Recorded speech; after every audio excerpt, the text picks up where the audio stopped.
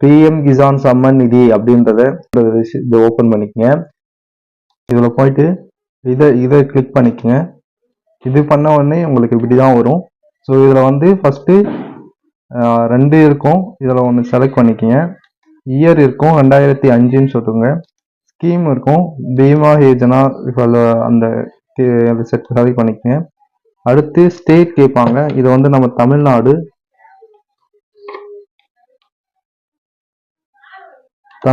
அப்படின்றத செலக்ட் பண்ணிக்கோங்க. அதுக்கப்புறம் நீங்க என்ன ஊரோ அது கொடுங்க. நான் விழுப்புரம் செலக்ட் பண்ணிக்கிறேன். இதுல என்ன மாதிரியானது அப்படின்னு சொல்லி கொடுப்பாங்க. நான் இப்போதைக்கு வாத்துன்னு கொடுத்துக்கிறேன். 1ன்னு கொடுத்துட்டு இது கால்குலேட் பண்ணுங்க. அது உங்களுக்கு எவ்வளோ இருக்கு அப்படின்றதெல்லாம் காட்டுவாங்க.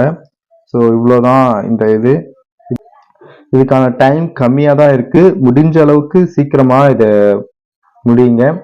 சீக்கிரமா பயன்படுத்திக்கிற மாதிரி பார்த்துக்குங்க.